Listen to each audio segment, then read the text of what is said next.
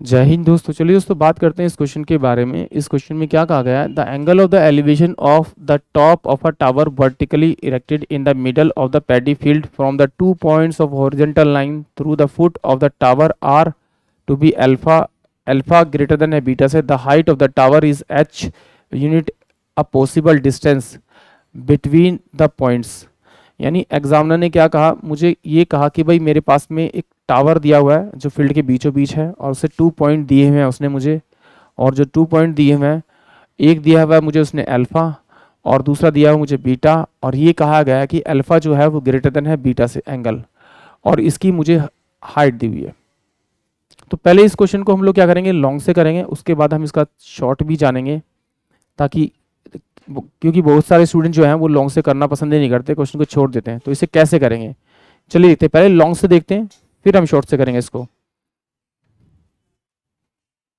यहां पर देखिए, मैंने माना कि भाई ये वाला जो डिस्टेंस है इसका अगर x है तो ये वाला डिस्टेंस क्या होगा मेरा, इसका y होगा। ये मैंने एज्यूम किया, ये मुझे दिया हुआ है। तो अगर मैं ये लूँ h अपॉन में बेस लूँ, मैं मेरे पास में h अपॉन में बेस लूंगा मेरे पास में, तो h बाय में मेरे पास में क्या हो जाएगा आपका x, तो ये मेरे पास हो जाएगा आपका 10 अल्फा।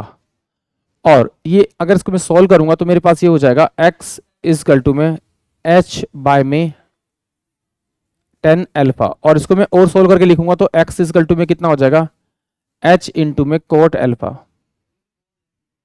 सेम ऐसे ही अगर मैं इस वाले ट्राइंगल को लूंगा तो ये मेरे पास में h आ जाएगा और ये मेरे पास में y आ जाएगा, ये इजकल टू में हो जाएगा 10 बीटा।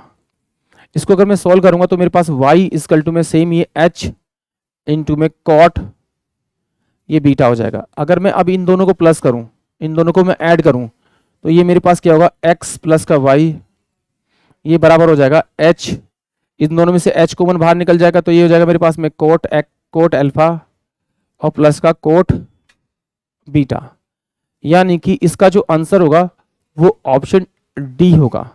अब अगर आप इसे सॉल्व नहीं करना चाहते और इसे आप शॉर्ट से करना चाहते हैं तो यहाँ पर आप एक काम कीजिए, ये अल्फा जो है बीटा से बड़ा है, इसका मतलब अगर मैं इसको 60 डिग्री मानूं तो ये मेरे पास कितना होगा 30 डिग्री होगा।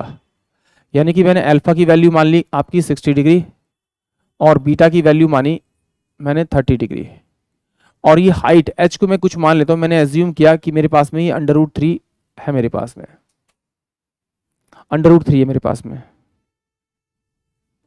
अब देखिए, अगर ये मेरे पास 60 के सामने वाली साइड है तो इसमें मेरे पास ये 90 होगा और ये मेरे पास 30 होगा, और मुझे पता है जो 60 के सामने वाली साइड होती है उसको मैं √3 से डिवाइड करूं तो वो मेरे पास में 30 के सामने वाली, यानी कि x की जगह मेरे पास क्या आ जाएगा, ये 1 आ जाएगा, 1 यूनिट। फिर मैंने देखा यहाँ पर, अब ये देखिए इस वाले ट्राइंगल में जाऊंगा तो ये मेरे पास 60 होगा क्योंकि ये मेरे पास 30 है और ये मेरे पास 90 होगा। तो 30 के सामने वाली जो साइड होती है इसे √3 से मल्टीप्लाई करेंगे तो वो 60 के सामने वाली जाएगी, यानी कि ये 3 आ जाएगी। यानी कि इन दोनों का समीशन कितना होगा मेरे पास में 4, यानी इन दो पॉइंटों के बीच में डिस्टेंस कितना आना चाहिए मेरा 4 आना चाहिए। इसकी हाइट मुझे √3 दे रखी है और जो एंगल दे रखे है मुझे 60 और 30 दे रखे हैं। मैं इन्हीं एंगल को यूज़ करूंगा और ऑप्शन की मदद से उनको सॉल्व करूंगा। तो देखिए पहली तो बात, इसमें माइनस इसमें माइनस इसमें माइनस है तो मैं ये नहीं लूँगा क्योंकि मुझे पॉजिटिव में चाहिए, मुझे 4 चाहिए। बाकी आप सारे ऑप्शन को चेक कर सकते हैं 1 बाय 1। तो मुझे क्या चाहिए, मुझे 4 प्रूव करना, तो मैंने भी आंसर निकाल लिया, तो मैं डायरेक्टली से निकालने की कोशिश करूँगा।